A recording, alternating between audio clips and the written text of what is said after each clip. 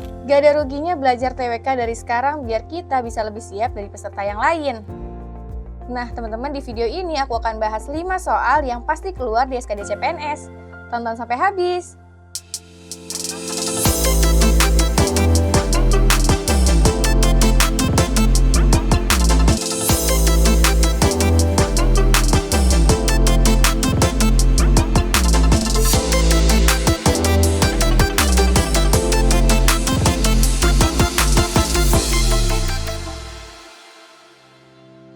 Assalamualaikum warahmatullahi wabarakatuh. Halo teman-teman pejuang CPNS di seluruh Indonesia. Apa kabar ya kalian hari ini? Semoga dalam keadaan yang sehat dan baik ya. Kembali lagi bersama aku Kanisa, dan kita hari ini tentunya akan belajar mengenai tes wawasan kebangsaan. Dan hari ini kita akan bahas 5 soal yang berkaitan dengan Pancasila, bahasa negara, nasionalisme, dan juga Bhinneka Tunggal Ika. Kita langsung mulai aja yuk ke soalnya. Let's go! Oke teman-teman, kita masuk ke soal pertama ya. Materinya mengenai Pancasila. Dalam menyusun sebuah karya tulis yang lainnya, mahasiswa dituntut untuk menuliskannya secara orisinil dan tidak melakukan plagiasi terhadap karya orang lain. Hal ini sama seperti yang dilakukan oleh Nisa sebagai mahasiswa di salah satu universitas. Dia sangat berhati-hati dalam menulis naskah skripsinya, bahkan dia sangat memperhatikan kata demi kata agar tidak mengandung unsur plagiat. Untuk memastikan tidak adanya unsur plagiat, Nisa bahkan mengeceknya menggunakan aplikasi tertentu.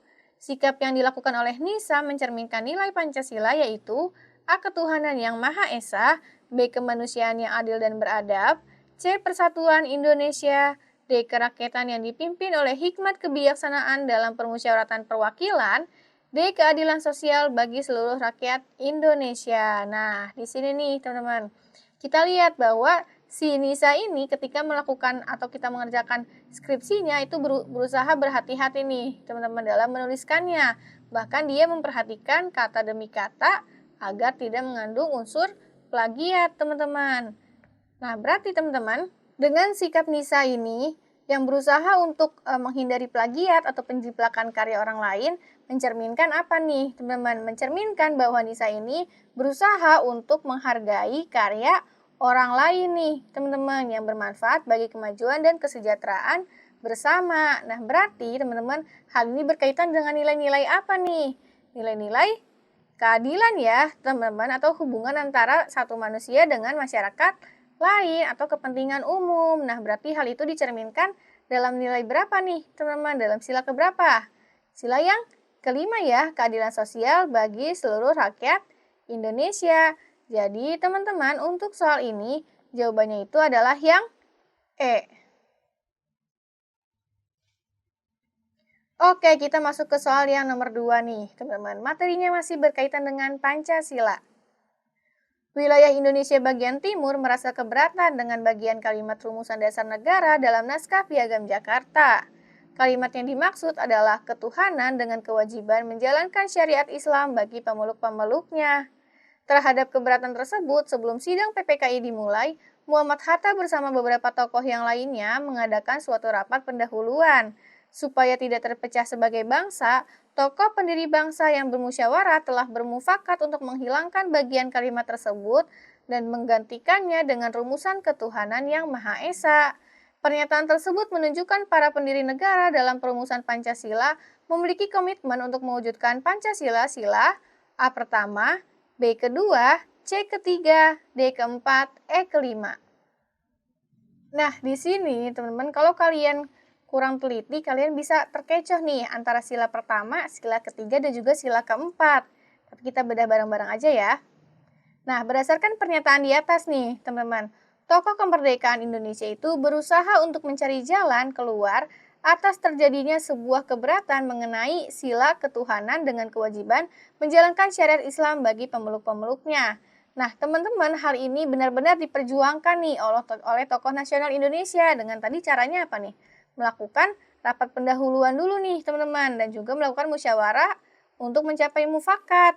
Nah, tapi teman-teman, di sini yang harus kalian tahu bahwa hal tersebut dilakukan tujuannya itu adalah untuk mempersatukan bangsa Indonesia, yaitu dengan mengubahnya menjadi sila ketuhanan yang Maha Esa.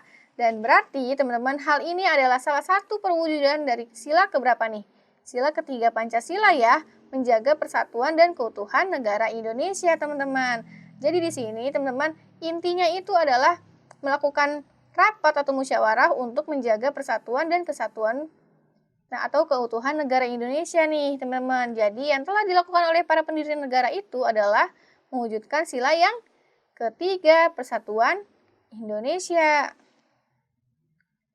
Oke, teman-teman, kita masuk ke soal nomor 3, materinya mengenai bahasa negara. Di sini kalian ada disajikan wacana nih. Kalian boleh baca dulu wacananya dengan pause video ini. Kalau udah, kita langsung masuk aja ke soalnya ya.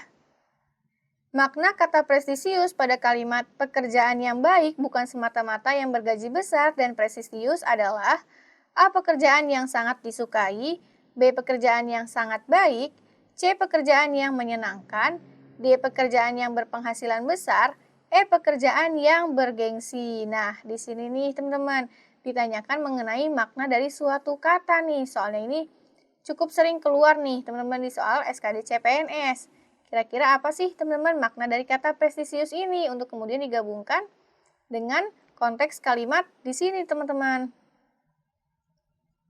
Jadi teman-teman, prestisius itu maknanya itu adalah sesuatu hal yang bersifat mengesankan, kemudian terhormat, bermartabat, dan juga bergengsi. Nah, berarti teman-teman, di sini makna kata prestisius di kalimat pekerjaan yang baik bukan semata-mata yang bergaji besar dan prestisius ini adalah yang mana nih teman-teman? Yaitu yang E ya, pekerjaan yang bergengsi. Sesuai dengan makna dari kata prestisius ini teman-teman. Jadi udah jelas banget nih untuk soal ini jawabannya itu adalah yang E, pekerjaan yang bergengsi. Sebentar dulu teman-teman.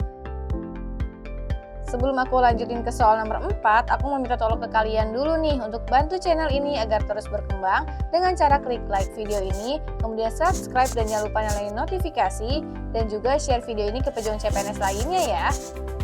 Kalau udah, yuk kita masuk ke soal nomor 4.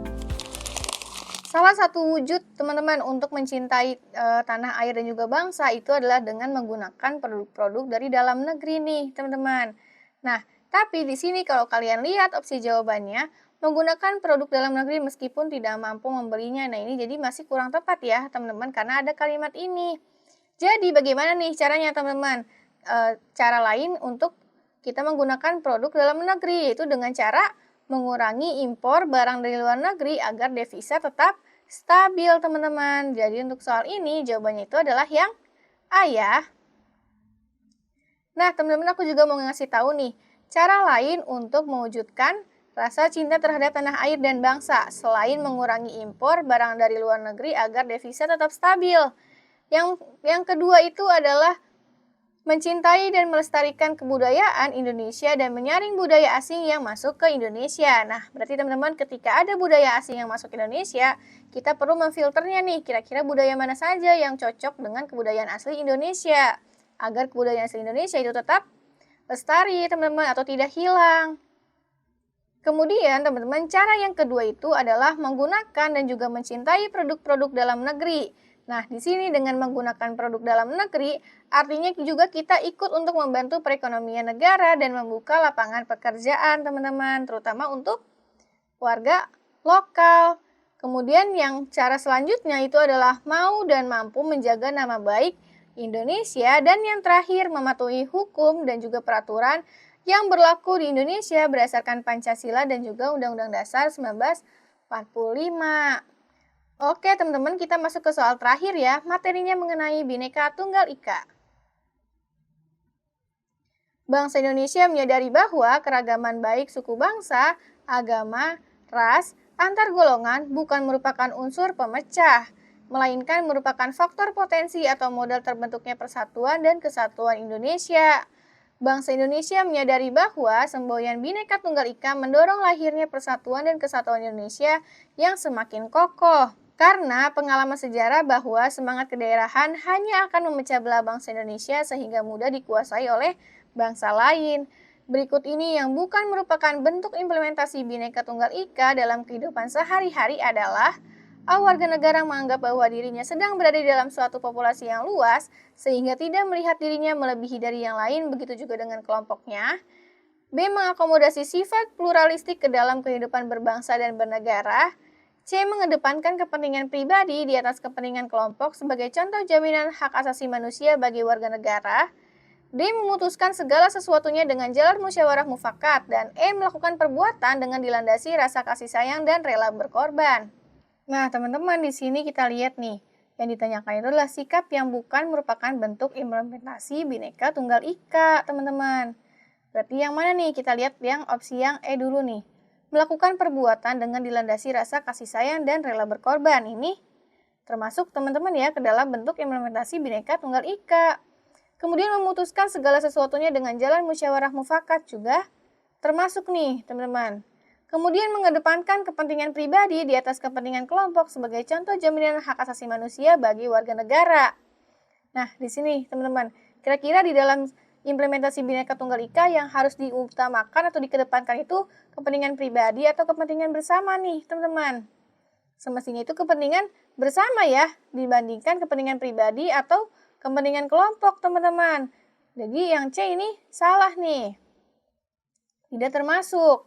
Kemudian mengakomodasi sifat pluralistik ke dalam kehidupan berbangsa dan bernegara. Nah, ini termasuk ya, teman-teman. Karena sifat pluralistik ini itu adalah apa nih?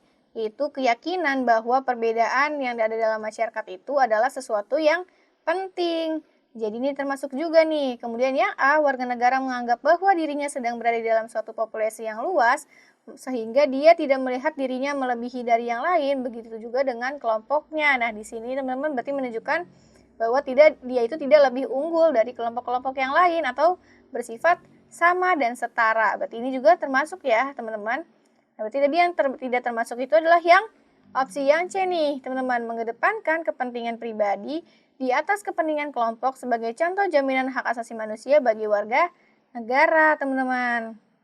Mau bagaimanapun yang harus dikedepankan itu adalah kepentingan bersama ya, teman-teman, dibandingkan pribadi atau juga bahkan kelompok. Nah, teman-teman, jadi segitu dulu nih soal mengenai Pancasila, bahasa negara, nasionalisme, dan juga Bhinneka Tunggal Ika yang bisa aku sampaikan hari ini ke kalian. Kira-kira gimana nih, kalian udah mulai paham kan sama soal-soalnya? Semoga dari soal-soal tersebut bisa membantu kalian ya untuk lebih mempersiapkan diri menghadapi SKD CPNS nanti. Teman-teman, sebelum aku akhiri video ini, jangan lupa untuk like video ini, kemudian subscribe dan nyalain notifikasi, dan juga share video ini ke pejuang CPNS lainnya ya. Terakhir aku mau ngucapin terima kasih karena sudah menonton video ini. Kita ketemu lagi di bedah soal selanjutnya. Dadah!